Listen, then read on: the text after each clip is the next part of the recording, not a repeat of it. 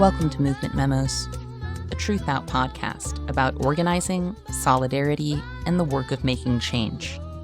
I'm your host, writer and organizer, Kelly Hayes. Today, we are talking about Israel's military techno-complex and how the country has used Palestine as a laboratory for its tools of occupation and exported its oppressive technologies around the world. When we began working on this episode, we had no idea it would air in the wake of Hamas launching an unprecedented attack on Israel and unthinkable acts of collective punishment waged by the Israeli military. These are grievous and heartbreaking times, so before we move forward with our discussion of the book, The Palestine Laboratory, and the export of oppressive Israeli technology and ideology, we are going to take a moment to hear from Ahmad Abuznaid, the executive director of the U.S. Campaign for Palestinian Rights, about what's been happening on the ground in Gaza.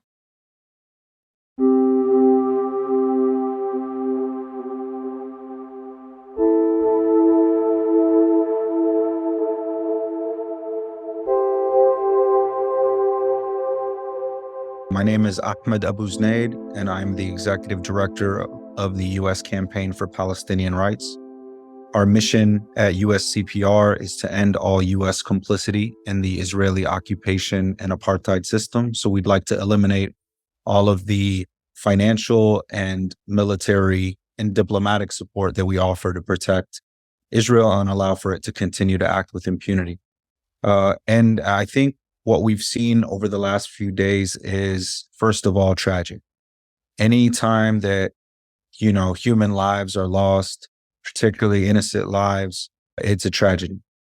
But I think that those of us who value human lives and dignity and justice for all have to look at the root cause of this violence. And we know time and time again that violence begets violence. And the only true solution here is to end the occupation and the apartheid system, finally give the Palestinian people their right to return and self-determination. And I think there's a better future possible.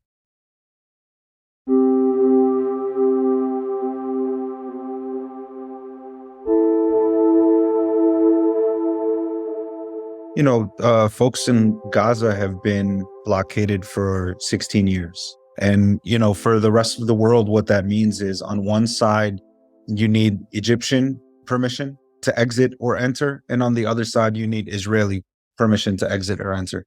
Land, air, and sea are controlled by Israel. So this is a beachside town, and the fishermen aren't allowed to go past a certain point in the water. There is no, vast tourism that you could expect from, beachside towns and other places because land, air, and sea are blockaded by the Israelis.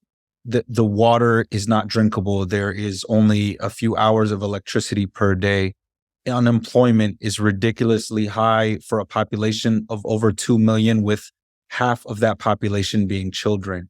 When you think about a population behind a blockade, that's imprisonment. And that's why folks talk about Gaza, as the largest open-air prison in the world. Imagine being a student with dreams of going to Harvard or Georgetown or you name it, but seeing a blockade, eliminating any possibility for these dreams. And so that's what life looks like for many in Gaza, being cut off from families, being cut off from loved ones, being cut off from medical supplies, schools, dreams, and et cetera, et cetera.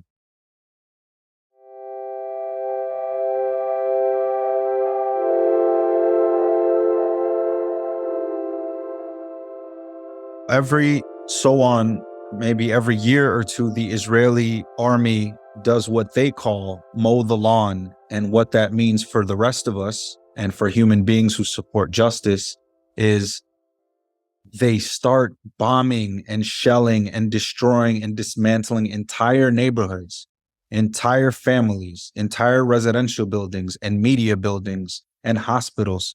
And, hundreds of Palestinians have been murdered. And this has happened routinely. And so, again, when we value the dignity of all human lives, of all innocent lives, we have to get at the root cause, because if Hamas did not conduct the attacks that they conducted, there would still be a blockade on Gaza, the Palestinian people of Gaza would still be living under a military blockade, a military occupation for the West Bank. They would still be in an apartheid system. This is an apartheid system that isn't just something Palestinians are calling it, right? We've seen this in human rights reports. And as we know, time and time again, folks who are under oppression will do anything possible to get that boot off their necks. And so the responsibility for all of this is, of course, the Israeli government and its policies of supremacy over the Palestinian people. It is the U.S. government for supporting these supremacist policies of ethnic cleansing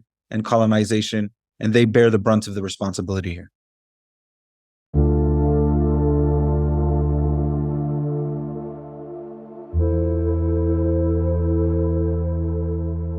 The Israeli military, again, has had a blockade on Gaza for over 16 years. It's been bad, and folks have known it was unlivable for years. But in the escalation, in the collective punishment, in the attacks of all Palestinian peoples living in Gaza, the Israeli military decided to eliminate the ability for food, fuel, water, and electricity to get to Gaza. So what does that do, again, as a form of collective punishment for the people of Gaza? What are they to think, of life, of the value and dignity of their lives vis-a-vis this Israeli-Palestinian dynamic, vis-a-vis this current moment? I think Palestinians are looking above all for dignity and to be valued and offered the same respects of self-determination and freedom that we expect for any other people. How can people get involved right now if they want to support Palestinian survival and self-determination? You can visit uscpr.org. You can sign up on our mailing list. You can join our call to action. We have calls to action where you can write a letter to your representative telling them that you do not want U.S. funds and arms being a part of this ethnic cleansing project. You can join other organizations like Jewish Voice for Peace and the Adalah Justice Project and American Muslims for Palestine. There is a whole network of tens of thousands and millions of people across this country that are a part of this Palestine solidarity movement, and there's room for you in this movement too.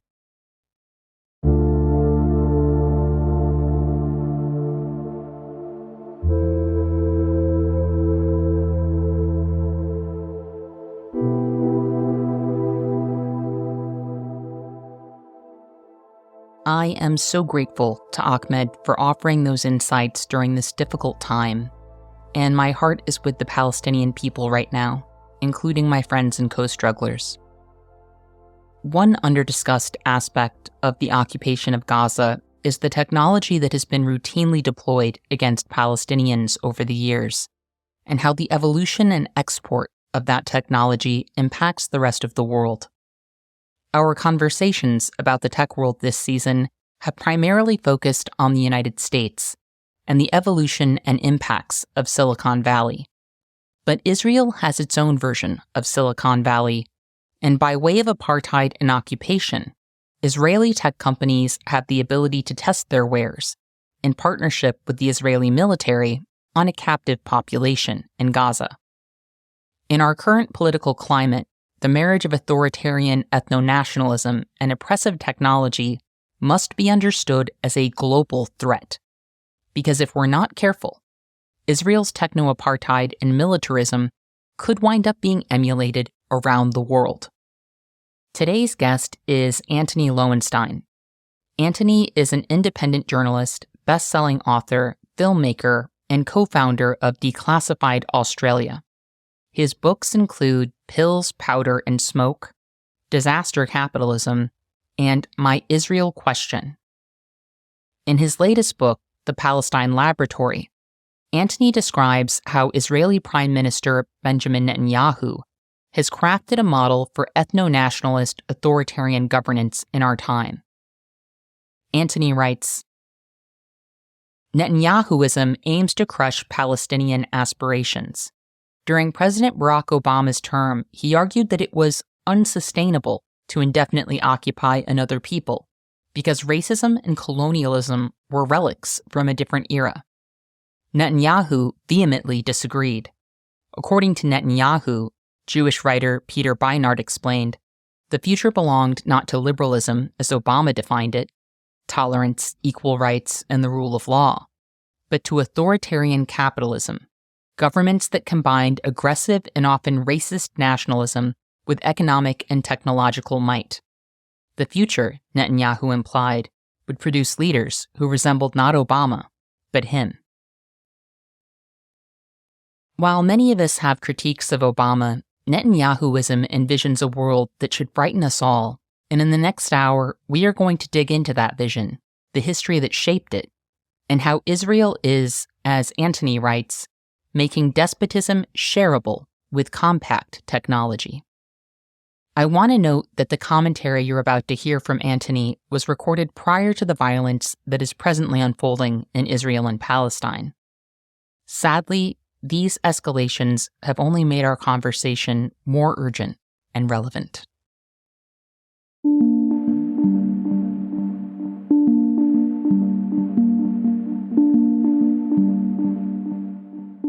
So my name is Antony Loewenstein. I'm an independent journalist, author and filmmaker, and I've been a journalist for about 20 years. I was born in Melbourne, Australia, and I've worked over the last years really across the world, Australia, and lived in Africa and South Sudan and Palestine between 2016 and 2020, written for lots of outlets, New York Times, The Guardian, the New York Review of Books, and I've written a number of books, but my latest one is called The Palestine Laboratory. And it's basically about how Israel's occupation is being exported around the world after the tools and technologies that Israel uses to repress Palestinians is battle tested on Palestinians first.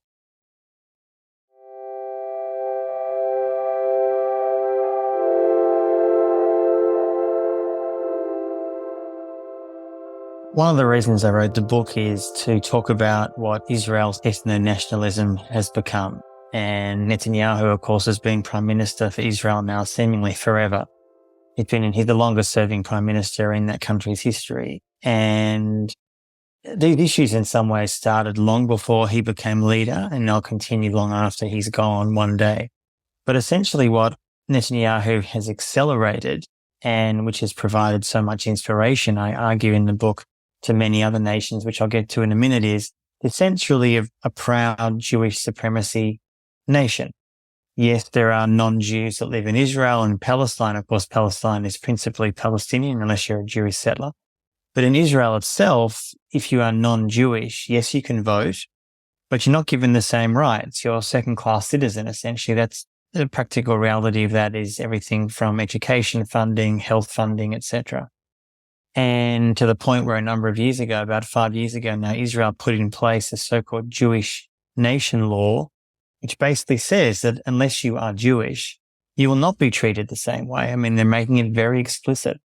And that really has been pushed, yes, by Netanyahu and his allies. But again, it's a view that's shared, I show in the book, and I've said this elsewhere in many places for years, by many Israeli Jews, though not all, and many in the Jewish diaspora, though of course not all. And the danger of that to me is that not just what's happening to Palestinians, which is bad enough under a brutal occupation, the longest occupation in modern times, 56 years and counting since 1967, since the Six-Day War. And I argue, and many others do, that really the occupation of sorts began in 1948, and Israel was founded soon after the end of the Second World War and the Holocaust. But it's the idea somehow that Israel served as an inspiration to many other nations that view themselves not obviously as Jewish states, but as proud supremacist states in other religions. So the most obvious example these days, which I talk a lot about in the book, is India. India is now the world's biggest country, the world's biggest population, the world's biggest self-described democracy, although I would question that description.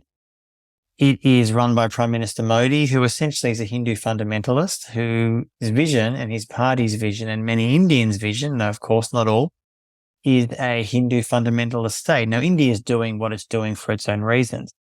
But the reason I mention this is that Israel and India are incredibly close, and they're getting far closer, and they inspire each other. It's almost like a ideological alignment, really, of sorts. And you have a lot of Indian officials in the last years who openly admire what Israel's doing in the West Bank, with the occupation of Palestinians and wanting to do something very similar in Kashmir, which is a Muslim majority part of that country, and the desire, which they're already doing, of bringing huge amounts of Hindus to settle that territory and essentially dilute the Muslim population demographically. So I see that as a real danger that, again, India is doing its own thing for its own reasons. But Israel being an inspiration is clearly a major factor, I would argue, in what India is doing. And finally, the disturbing aspect of what Netanyahu, I think, has pushed very successfully from his perspective, although I think it's deeply damaging for global democracy and human rights, is a greater and growing alliance with the global far right. So the Israeli government, not just Israeli citizens, but the Israeli government increasingly partners and allies with far right, often anti-Semitic groups and parties traditionally. So I'm talking about Austria, Hungary, Italy, Romania. It's remarkable that a Jewish state in the 21st century is openly partnering with parties and political entities that historically were associated with the Nazis. So that's the kind of danger to me that Netanyahu and his regime presents.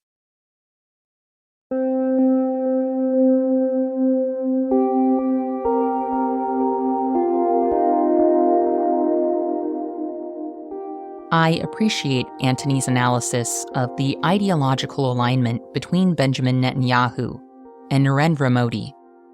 The inspiration that Modi takes from Netanyahu and Israel is particularly evident when one examines claims of Hindu phobia that Modi and his supporters have leveraged against their critics. While anti-Semitism is real and a tremendously dangerous force in the world, false accusations of anti-Semitism are regularly leveled at critics of Israeli apartheid. Such arguments have been used to propel efforts to criminalize the BDS movement in the United States. As if taking a page from Israel's playbook in such matters, supporters of Hindu nationalism in Canada are seeking to introduce and legislate Hindu phobia in Canada's human rights laws. In a recent piece co-authored by Harsha Walia entitled "Oppose the Indian Hindu Nationalist Rhetoric of Hindu Phobia," the motives of such efforts are laid bare. Walia and her co-authors write, "If successful, this petition will embolden Hindu nationalists by fending off criticism of India's government and its genocide against Muslims, violence against minority communities, the colonial occupation of Kashmir, and caste violence." Netanyahu's alignment with the far right was also on display quite recently in the United States, when Elon Musk sought to wash away accusations of anti-Semitism by meeting with Netanyahu, after Musk had indulged in anti-Semitic rhetoric during a feud with the Anti-Defamation League. As Shane Burley recently wrote in a post on his Patreon, like many people before him, the accusations of anti-Semitism Musk faced led him to meet with certain high-profile Jewish figures, but only ones who were likely to agree with his rightward shift. Rather than addressing the issue directly with American Jewish leaders, Musk opted to meet with the Israeli Prime Minister Benjamin Netanyahu in September, who has done little to condemn the anti-Semitic rhetoric of many of the far-right leaders he has made his global collaborators.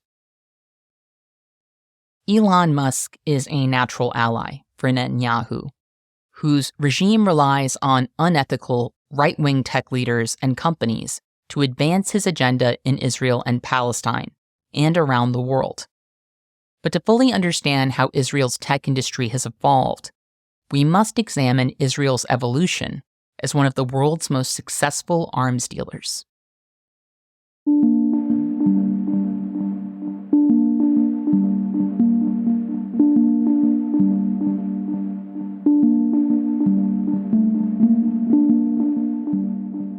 So the Israeli arms industry really started pretty much from the beginning. Israel, of course, was founded in 1948, and Israel initially wasn't selling huge amounts of weapons to other countries, but a lot of the arms that the early Zionist used were actually from the British. They stole them from the British, or they were making their own weapons. But by the late 50s and very much into the 60s, Israel had realized that the way often to make friends is to sell weapons. Now, of course, Israel's not unique in that. Many other nations sell weapons around the world.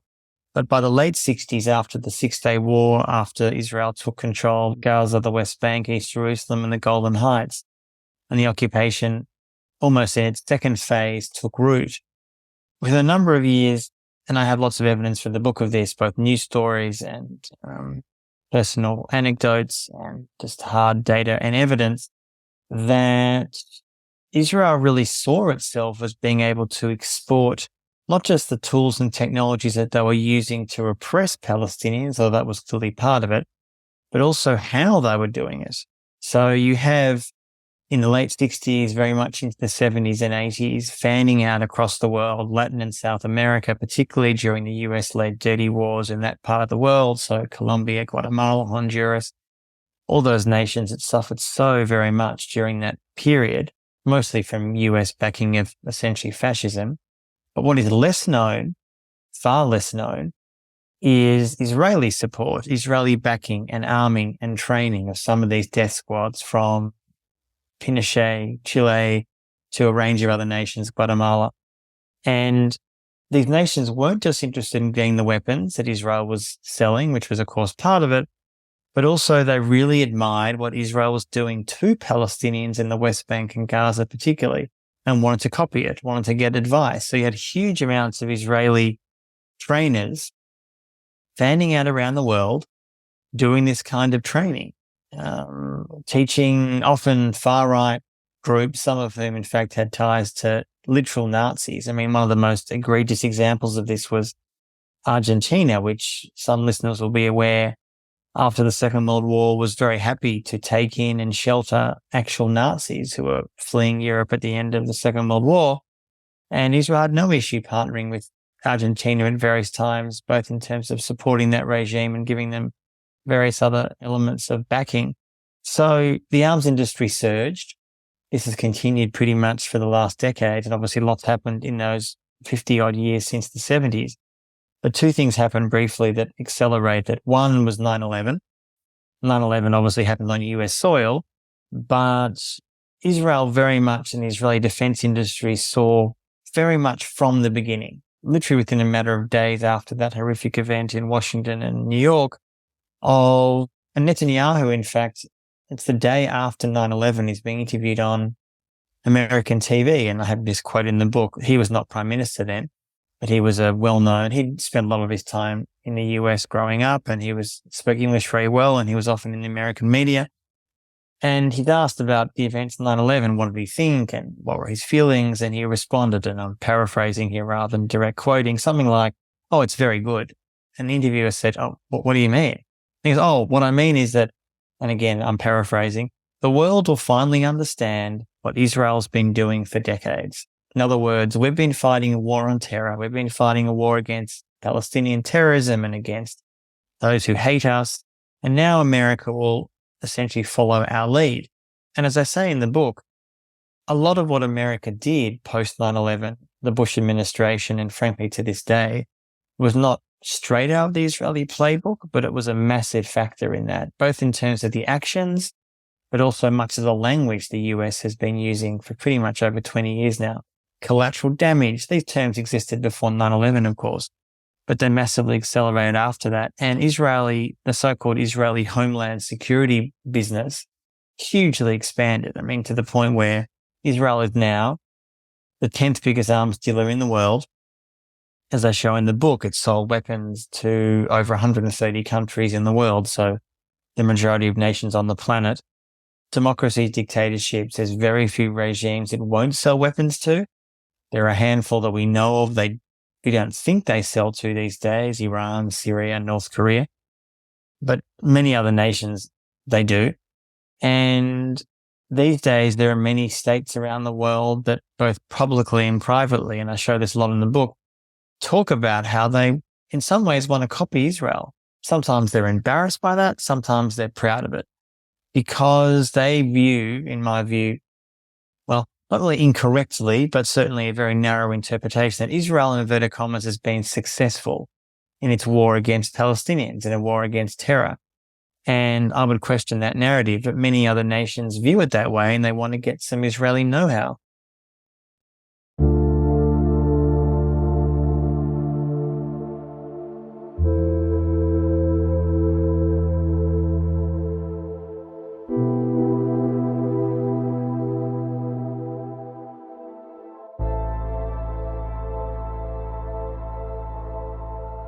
Israeli know-how in matters of oppression, policing, and occupation has been honed in much the same way that U.S. expertise in such matters has been refined, by using captive, marginalized, and occupied populations as test subjects.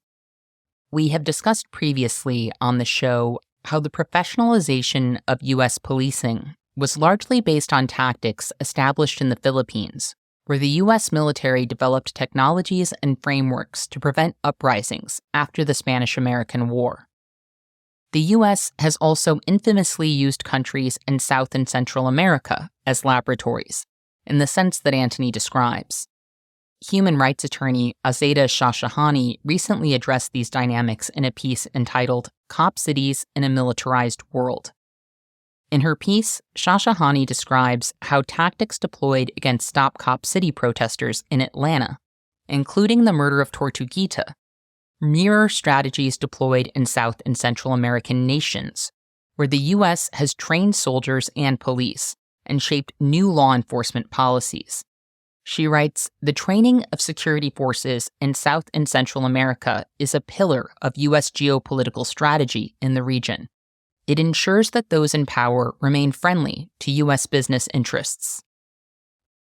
Many people will be familiar with the impacts of U.S. interference in South and Central America due to the many atrocities the U.S. has caused and supported in the region. What fewer people may be aware of is what Antony refers to as Israel's wingman status in such matters.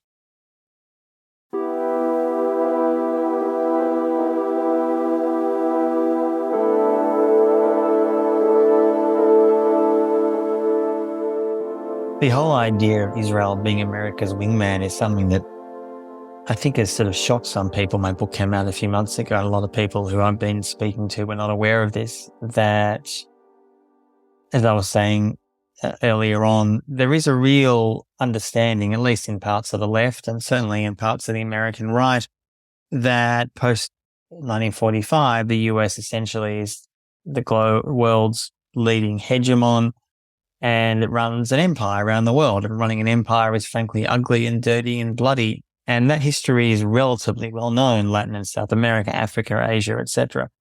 What's so less known is the Israeli part in that. Now, America is number one. America remains number one in terms of an imperial power around the world, but the Israeli influence is really accelerated in the 70s and 80s. And particularly around the dirty wars of the US was backing in Latin and South America. And I have lots of evidence in the book, both quotes from the historical record, declassified documents, and other methods of gathering information as a journalist, essentially showing how many Israeli officials recognized pretty early on that they could in some ways show their support for America as their main benefactor by supporting elements of US foreign policy around the world, which particularly was its war against communism, or so that was framed against communism anyway, during the Cold War, Latin and South America particularly, but also parts of Africa. And to the point where in some countries where even the US through the Congress was not able to support certain states because the human rights abuses were so egregious, Israel filled the breach. I mean, as I talk about in the book, of Chile after the 1973 9/11 overthrow of Allende. And of course, we just had the 50th anniversary of that coup, US-backed coup. And the US's role there was much bigger than Israel in terms of the 1973 coup. But what was a massive role, which again is much less known, was that there comes a point in the late 70s and early 80s, and I have these declassified CIA documents in the book that show this, that at various points, the majority of weapons that the Pinochet dictatorship was getting was coming from Israel, not from the US, from Israel. The US itself acknowledges that. Again, it was done covertly at the time, and now it's known publicly. It's in the public record. So why were they doing that? They wanted friends. They wanted to support the US. And I think also one reason, which was true then, and it's still true now in 2023, is that Israel recognizes, or some within Israel anyway, recognizes a lot of the world does not like the occupation. doesn't like what's happening in Palestine, doesn't like what Israel's doing to Palestinians. So they need to essentially find friends to support them in UN forums or international forums, not the UN as well.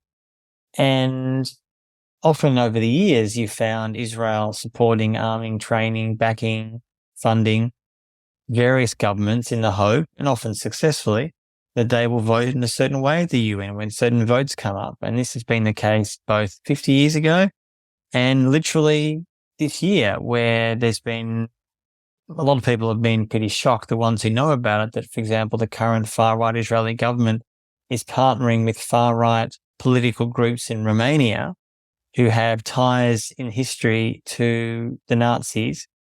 And why is Israel partnering with these far-right groups? Because they support the occupation, because they back what Israel's doing in Palestine. It is incredibly transactional and ugly. And I think for a lot of people, and I say this as someone who's Jewish, I mean, I'm Jewish atheist, but I am Jewish nonetheless. The idea that this is the Jewish legacy in the 21st century, now, obviously not all Jewish identities to do with Israel, far from it. But a key Jewish identity in the 21st century for many people is Israel. That's, to me, an uncontroversial thing to say. And the idea that the legacy 75 years on, also after the Holocaust, is a Jewish supremacist state that proudly backs, in some parts of the world, far-right groups that traditionally hate and loathe Jews, either because they used to partner with Nazis or because they are racist or anti-Semitic. It's just deeply, deeply shameful.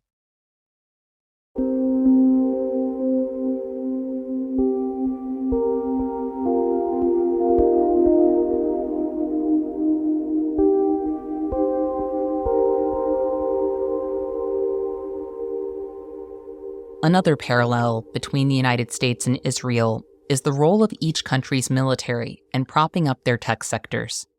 In the 1950s and 60s, long before venture capitalists funded the futures of Silicon Valley startups, Cold War spending fueled the industry's growth. As Yale professor Paul Bracken has noted, in Silicon Valley and in Washington, D.C., the U.S. Department of Defense is often referred to as the mother of all venture capital firms. In Israel, the moneyed partnership between the tech sector and the Israeli military often finds its expression in the form of experimentation, with Palestinians serving as test subjects. As Antony writes in the Palestine Laboratory, killing or injuring Palestinians should be as easy as ordering pizza. That was the logic behind an Israeli military-designed app in 2020 that allowed a commander in the field to send details about a target on an electronic device to troops who would then quickly neutralize that Palestinian. The colonel working on the project, Oren Matzlia, told the Israel Defense website that the strike would be like ordering a book on Amazon or a pizza in a pizzeria using your smartphone.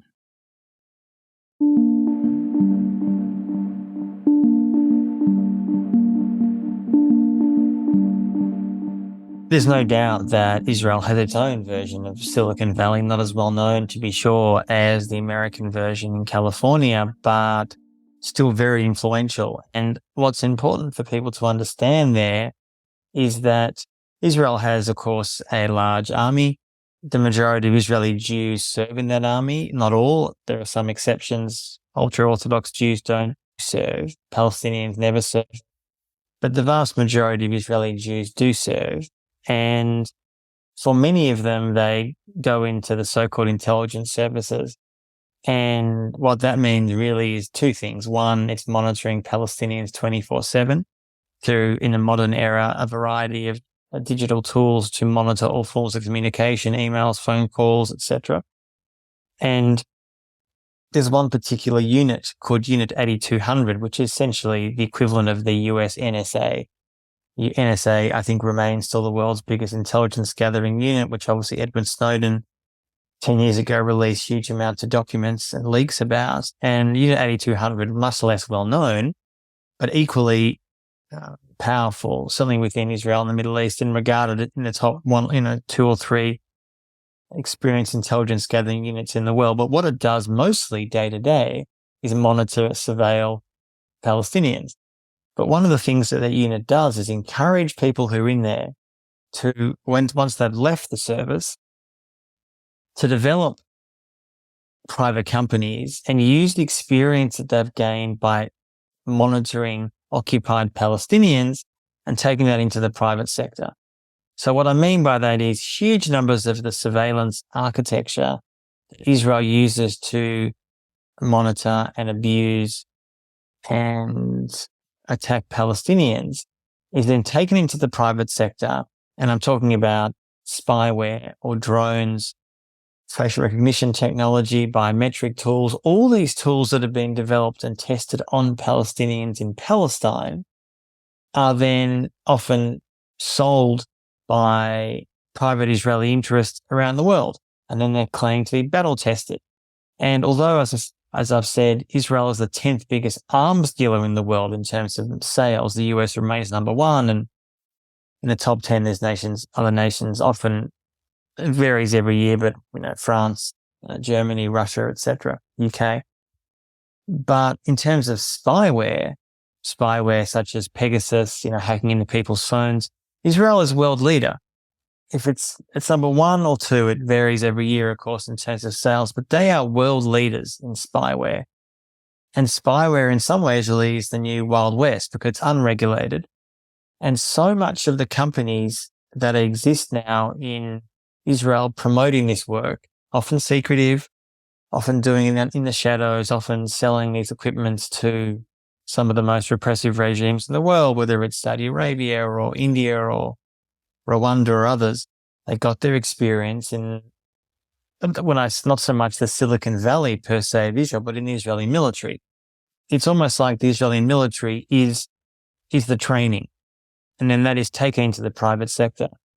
And of course, the danger with that is maybe self-evident, but it is that there is a constant, ready-made, occupied Palestinian population of roughly 5 million Palestinians who are guinea pigs, who are being tested on day in, day out for decades with all these tools and technologies. And that's very attractive to many other nations that want to do something similar to their own dissidents, human rights activists, journalists, critics, etc. So that's to some extent the Israeli Silicon Valley. And there's a great connection between what the US is doing both in Silicon Valley and in the Israeli military. There's a large presence of, say, Google and Amazon and many other the huge big tech firms in the US in Israel, often working alongside and helping the Israeli military.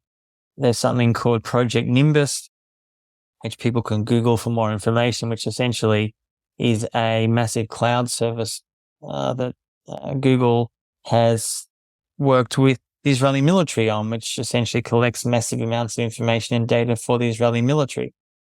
And it's those kinds of connections, which are not as well known as they should be, because inevitably, both within the US and Israel, there's a massive desire to export these tools, I would argue, of repression to further markets beyond their own borders.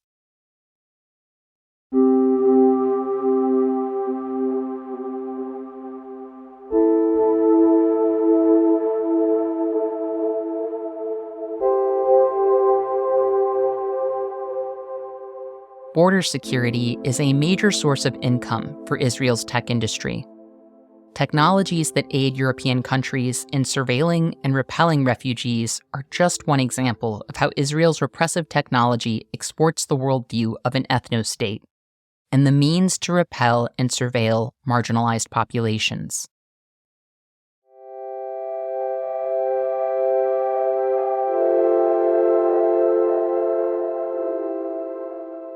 There's so many examples of Israeli repressive technology that's been tested on Palestinians, which is then sold around the world. But one of the best or worst examples, I think, is Israeli drones. Israeli drones have been for years now some of the most popular in the world.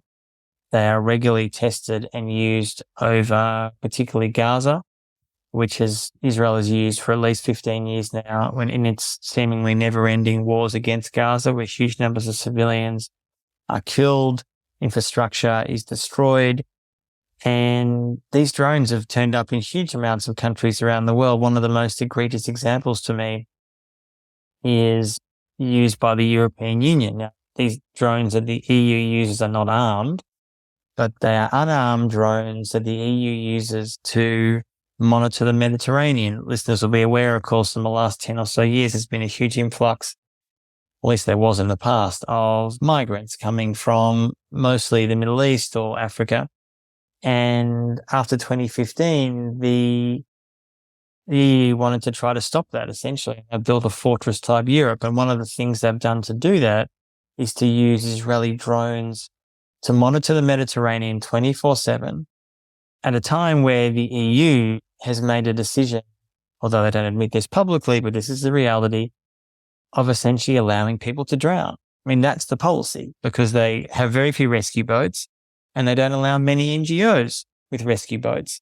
So the impact of that, of course, is thousands and thousands of people are dying.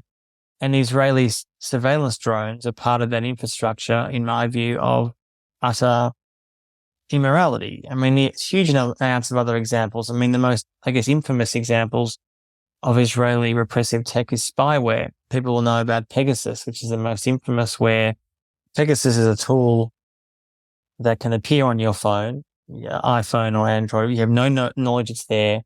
There's no way to know unless your phone is forensically checked, and it essentially controls your phone. It takes your emails, photos, all your personal details. Even if your phone is switched off, it can still turn on your phone, your microphone and camera. So essentially it can be used as a weapon against you.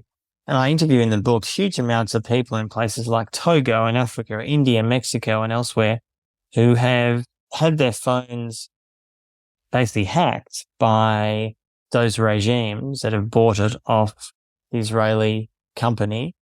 NSO Group is the name of that company, although essentially it's an arm of the Israeli government because they use it as a diplomatic weapon to try to make more friends. And if you're a human rights activist or journalist in, say, Mexico, which has some of the highest rates of murders in the world for people in those professions, that's a petrifying thought. And weirdly enough, Mexico, for a range of reasons, is the biggest user. They're obsessed with Israeli spyware. This is both in former right-wing governments and even now the nominally left-wing government. I would question how left the Mexican government is, but putting that argument aside, they are obsessed with Israeli spyware.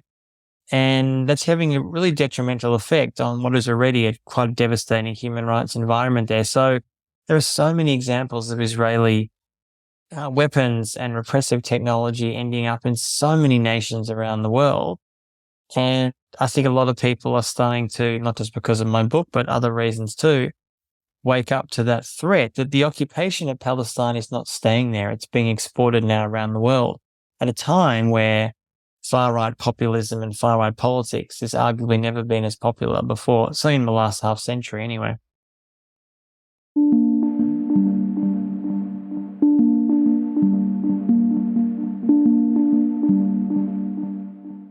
Antony's observation about how the use of drones allows European countries to claim they are monitoring the Mediterranean for migrant boats that are in distress, while either ignoring or slow jamming their response to any emergencies the drones might reveal, reminded me of something Cory Doctorow said in our last episode.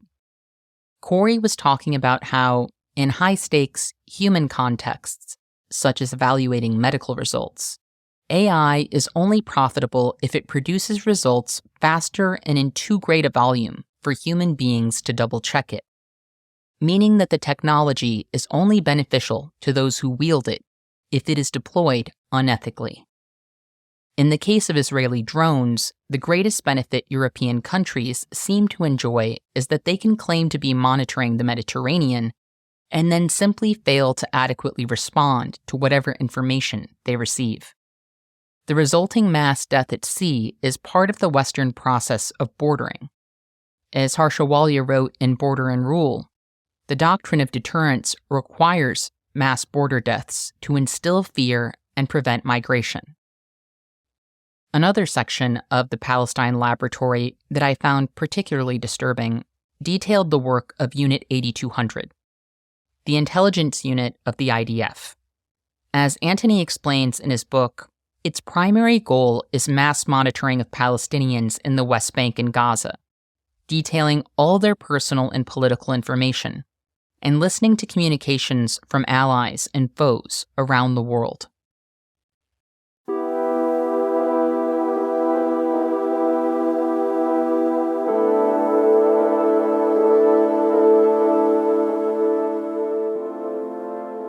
So Unit 8200 is an Israeli intelligence arm in the military. Its equivalent really is the NSA in the US.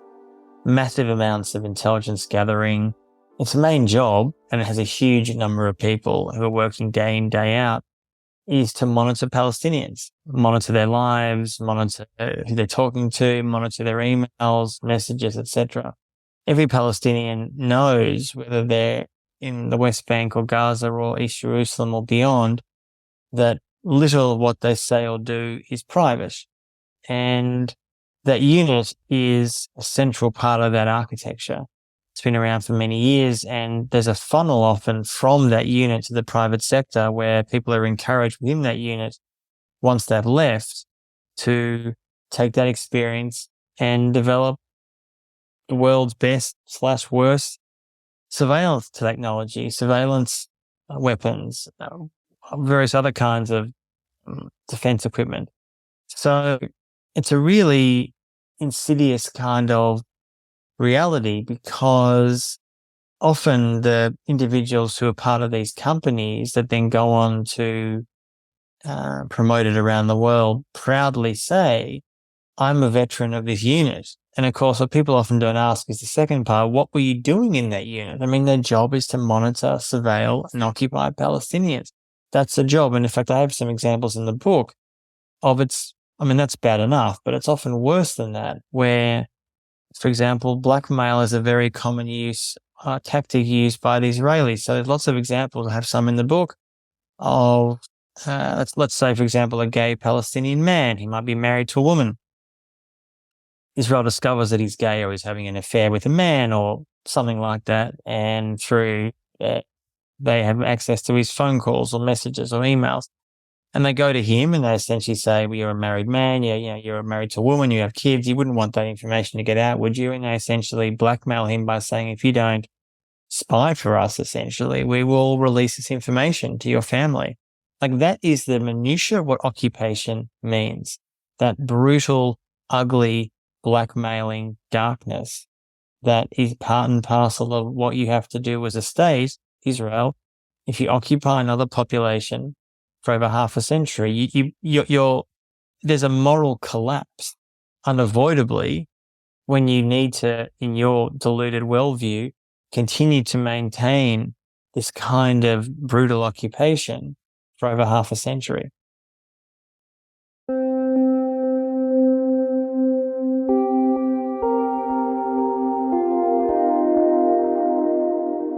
In the conclusion of the Palestine Laboratory, Antony writes, "This book is written as a warning of the frightening world that could be born if Israeli-style ethno-nationalism continues its ascent in a century already dominated by unaccountable state power from Russia and Israel to China and the United States."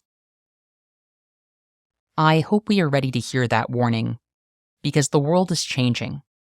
The right, including Netanyahu, is attempting to leverage concerns about mass migration, which is fueled by climate chaos and the violence of war and capitalism, to shift the Overton window to the right, making authoritarian, ethno-nationalist solutions more palatable to people in Western Europe and the United States. The recent Palestinian uprising will be leveraged towards those ends, with Netanyahu exploiting fears of terrorism, just as he and George W. Bush exploited such fears in the wake of 9/11. As Fascism Today author Shane Burley stated this week, Netanyahu will use the recent attacks to initiate a full-scale genocide in Gaza while consolidating power, normalizing the far right through a coalition unity government, and likely killing the movement against the right-wing attack on the judiciary in Israel. Now, More than ever, we must understand the threat that Netanyahuism poses and understand the connection between his politics and what is happening in the tech world, both in Israel and the United States.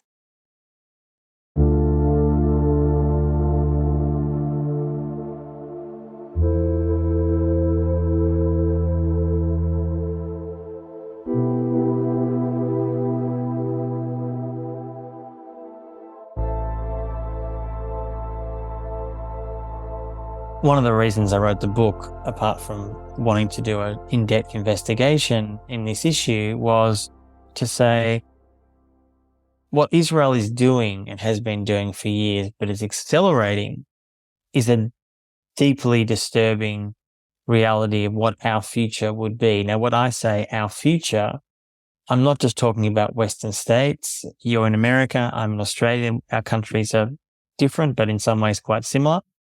I'm talking about across the globe.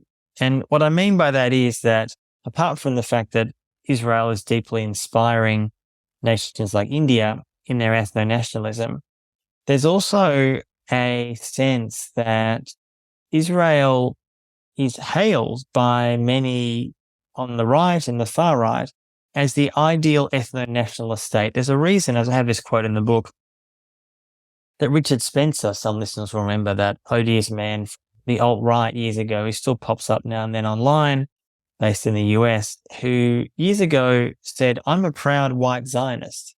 And what he meant by that was his vision for America is obviously a dark Christian ethno-nationalist abomination. For him, though, and he's far, far from alone, he sees Israel as a model. He doesn't like Jews, let's be clear. But what he does admire is the fact that Israel is a Jewish supremacist state. What he wants to create is a Christian supremacist state. And before, if any listeners might say, oh, but he's only one fringe figure, I would say regularly, if one goes to far-right rallies these days, and I sometimes go there for work purposes, you'd often see the Israeli flag. It's not uncommon anymore. US, UK, Australia, Europe. And there's a reason for that. These groups traditionally did not like Jews. In fact, often they're deeply anti-Semitic then, in the past, and now. And yet Israel's proud chauvinism, its allergies against human rights, its complete disgust with true multiculturalism, all those kinds of values is something that many on the far right deeply admire and want to copy. They see it as a model. And the reason it's a warning and a danger is that more and more countries around the world, not just at the state level or the leadership level, but also at the citizen level, in some ways, although I think public opinion is shifting against Israel in many Western states, and that's reflected in US, UK, Australia, and Europe. However, on the right, which is in some ways in the ascendancy in various parts of Europe and certainly parts of the US, Israel is undeniably a very popular place.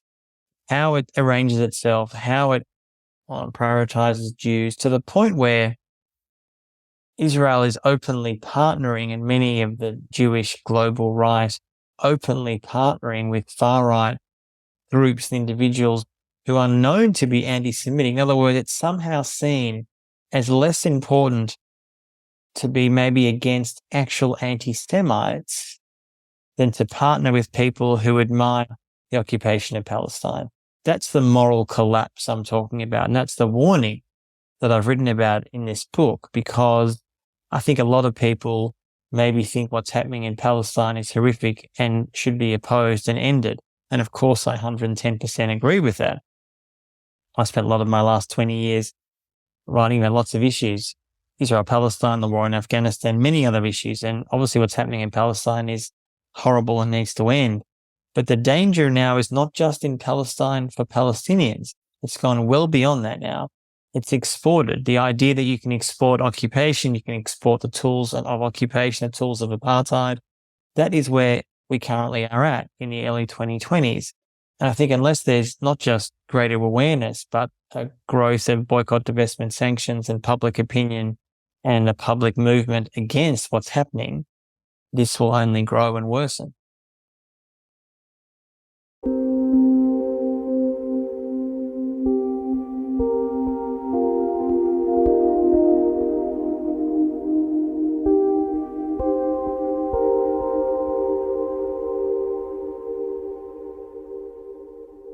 I am so grateful for this conversation and for Antony's book, The Palestine Laboratory, which is without question one of the most important books I've read this year.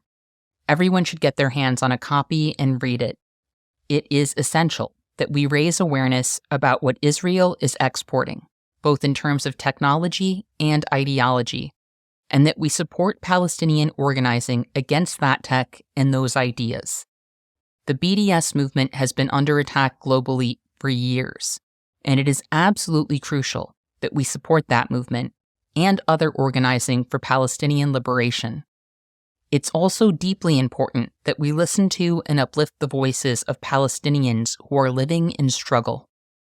Toward that end, I want to take a moment as we close today to revisit the words of Jalal Abu Khater, who was a guest on the show in May of this year in an episode called Palestinian Organizers, We Honor Our Grief by Practicing Hope.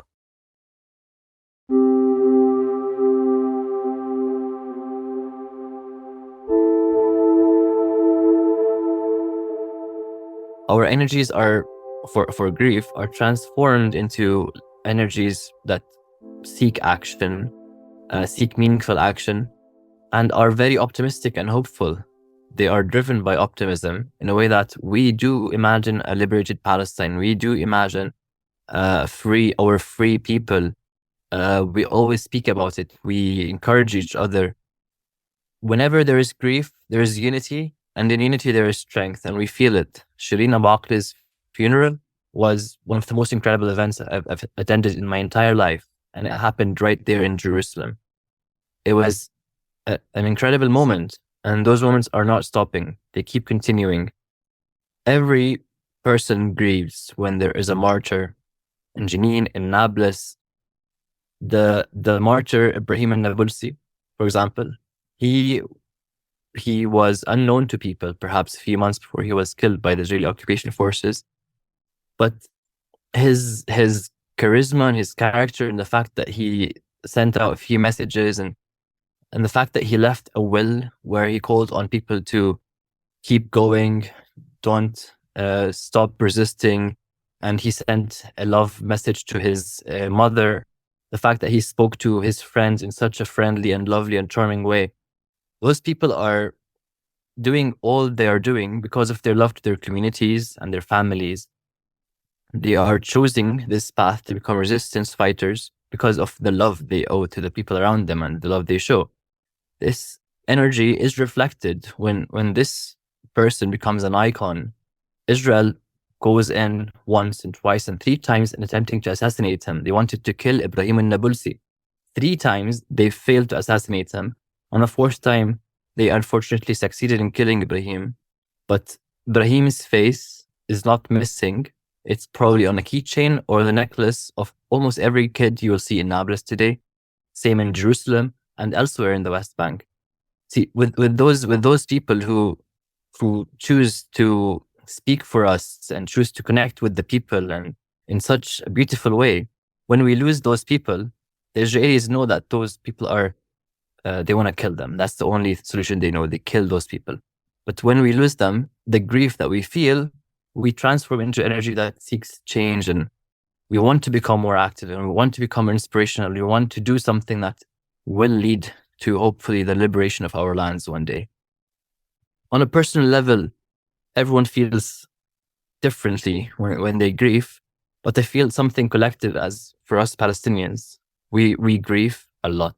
I can't even begin to tell you. There's a lot to grieve about, like in the morning and at noon and the evening.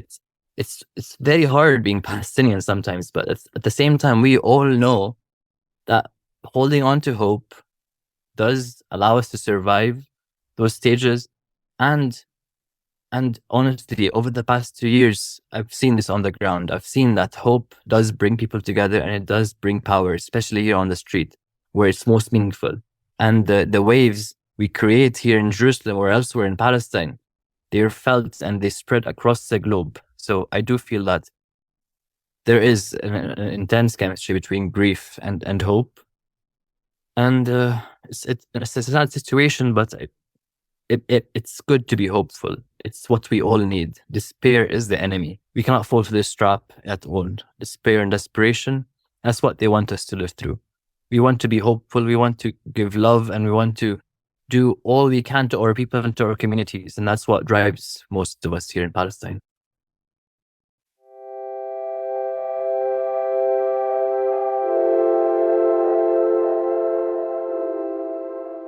If you would like to spend more time listening to the voices of Palestinians who are living in struggle, I recommend checking out that episode, which will be linked in the show notes of this episode on our website at truthoutout.org.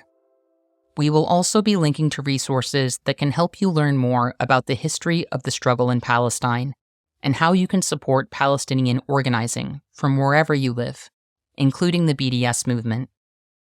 I want to thank Ahmad and Antony for joining me today. I am deeply grateful for these conversations and for Antony's book, The Palestine Laboratory, which I consider essential reading in these times.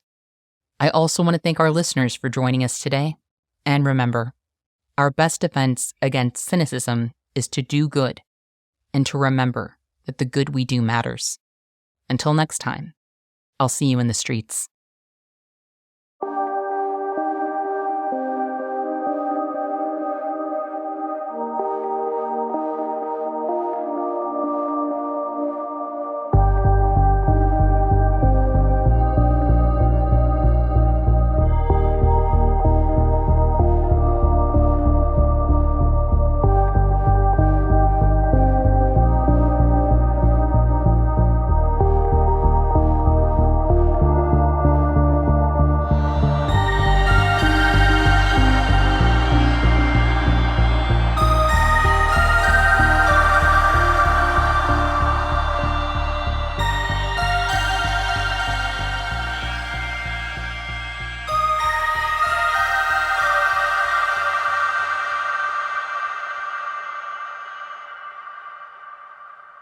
Thank you for listening to Movement Memos. This show wouldn't exist if it weren't for TruthOut, and TruthOut's independent news and commentary wouldn't exist without listeners and readers like you.